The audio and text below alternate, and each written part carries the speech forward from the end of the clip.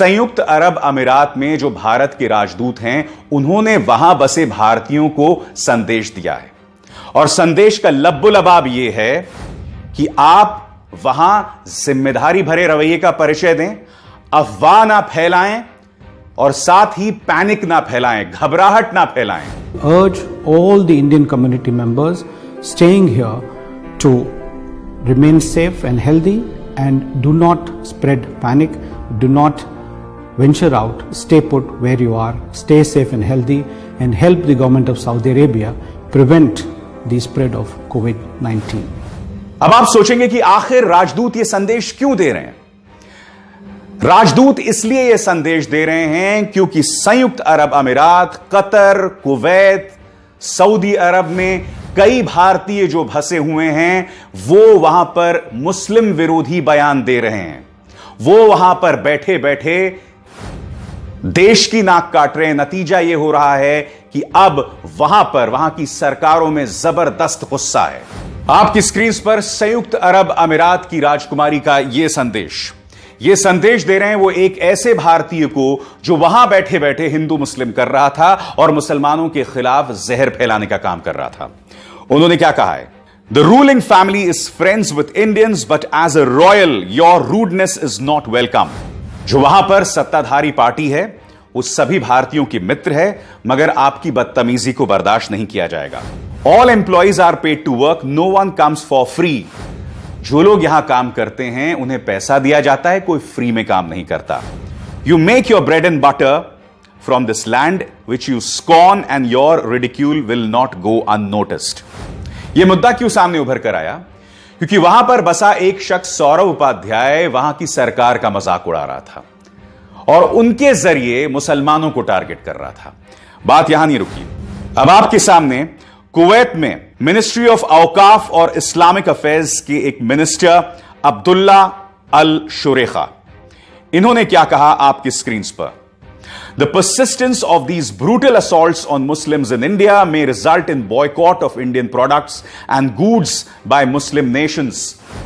मुसलमानों पर जो लगातार हमला हो रहा है या जिस तरह की बयानबाजी हो रही है, उसके जरिए जो भारतीय गुड्स हैं उन पर पाबंदी लग जाएगी।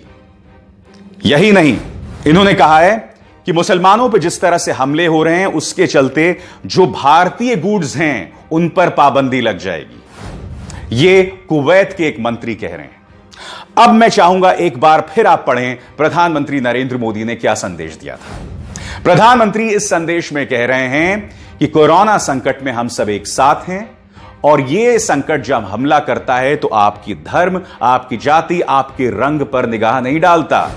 प्रधानमंत्री ये क्यों संदेश दे रहे हैं? और कुछ देर पहले मैंने आपको बताया था संयुक्त अरब अमीरात में भारतीय राजदूत ये संदेश क्यों दे रहे हैं?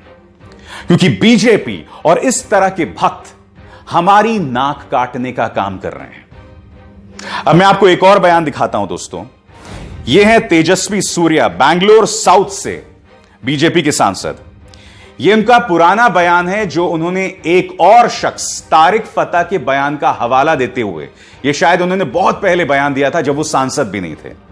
इन्होंने क्या कहा था मैं आपको पढ़ के सुनाना चाहता हूं। 95% अरब औरतें जो होती हैं उन्हें पिछले 100 सालों में ऑर्गेज्म नहीं हुआ है। वह हर औरत जो बच्चे पैदा करती है वो बच्चे प्यार का परिणाम नहीं होते हैं, वो सिर्फ सेक्स का परिणाम होते हैं। इन्होंने हवाला दिया है तारिक फता का। नतीजा क्या हुआ? वहां पर जबरदस्त नाराजगी हो गई है। सब कह रहे हैं कि प्रधानमंत्री नरेंद्र मोदी आप तेजस्वी सूर्या पर कार्रवाई करें। मैं स्पष्ट कर दूं कि तेजस्वी सूर्या का यह बयान पुराना बयान है, मगर मैं कुछ और पूछना चाहता हूं। मैं ये पूछना चाहता हूं कि ऐसे लोगों को बीजेपी में जगह क्यों मिलती है? यह बयान पुराना होगा, मुद्दा वो नहीं है। मुद्दा यहां पर यह है कि ऐसे लोगों को जगह क्यों मिलती है। प्रज्ञा ठाकुर आपकी सांसद हैं जो कि आतंकी आरोपी हैं। ऐसे लोगों को जगह क्यों मिलती है जो बाद में जाके अंतर्राष्ट्रीय तौर पर देश की नाक कटवाते हैं? क्या इस सवाल का जवाब किसी के पास है? तेजस्वी सूर्या के इस पुराने बयान को लेकर इस वक्त मध्य पूर्व के कई देशों में नाराजगी है। कई लोग कह रहे हैं कि हम इसे बर्दाश्त नहीं करेंगे और अगर इसे कभी विदेश मंत्रालय में शुमार किया गया बतौर मंत्री तो हम इसका प्रवेश वर्जित कर देंगे अपने अपने देशों में। बाद में तेजस्वी सूर्या को यू टर्न लेना पड़ा और उन्हें अपने इस ट्वीट को हटाना पड़ा, डिलीट करना पड़ा।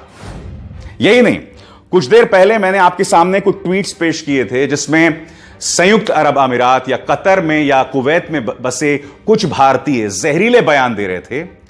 उन्हें भी जब धमकी मिली तो अपने ट्वीट्स इन्होंने डिलीट कर दिए। मैं आपसे कुछ और कहना चाहता हूं, अगर आपको लगता है कि आपने वाकई कोई बहुत महान बात की है तो आप उसे हटा क्यों रहे हैं, आप डिलीट क्यों कर रहे हैं? जो वहां पर इस्लामिक कानून है, आप उसके हिसाब से कानून का सामना क्यों नहीं करते हैं? आप सावरकर आसनम क्यों कर रहे हैं? बताइए। मैं फिर आपके सामने रखना चाहूंगा प्रधानमंत्री का वो बयान जिसमें प्रधानमंत्री कह रहे हैं कि कोरोना संकट में हम सब एक साथ हैं, क्योंकि यह संकट ना किसी का धर्म देखता है, ना किसी की जाति, ना किसी का रंग। मगर बीजेपी क्या कर रही है, उसके नेता क्या कर रहे हैं, इनके भक्त विदेशों में क्या कर रहे हैं, यह सब आपके सामने है। अब एक और शर्मनाक मिसाल, क्या आप जानते हैं कि मेरठ के अंदर इस अस्पताल ने, जो आपके स्क्रीन पर है, फरमान जारी कर दिया था कि मुसलमानों का इलाज नहीं होगा। नतीजा क्या होता है कि पुलिस ने इस मामले में अब केस दर्ज कर दिया है। यानी कि जो जहरीला प्रोपेगेंडा चलाया जा रहा है, अब अस्पताल भी खुलेआम, और मेरठ, यह अस्पताल कहीं किसी गांव कस्बे का नहीं है, मेरठ का अस्पताल है। इनकी बेशर्मी की इस कदर इंतहा कि इस तरह से जहर खुलेआम फैला रहे हैं। पुलिस तक को अब कार्रवाई करनी पड़ी है।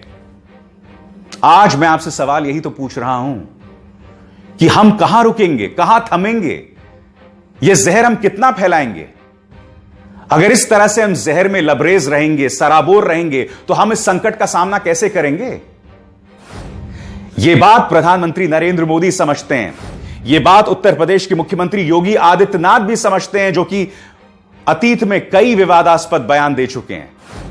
वो ऐसा क्यों कह रहे हैं? उनका पुलिस आखिर मीडिया को क्यों एक्सपोज कर रही है? वो इसलिए एक्सपोज कर रहे हैं क्योंकि वो जानते हैं हमारी प्राथमिकता है कोरोना संकट का समाधान।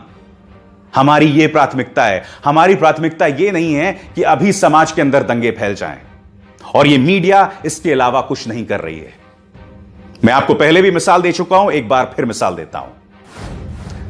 इंडिया टीवी ने यह खबर चलाई थी कि किस तरह से तबलीगी जमात का नेता जो है थूकने की वकालत कर रहा है। बाद में ऑल्ट न्यूज ने पड़ताल की और पता चला कि वीडियो बहुत पुराना है, साल 2017 का है। इंडिया टीवी को शर्म के मारे अपनी इस स्टोरी को हटाना पड़ा।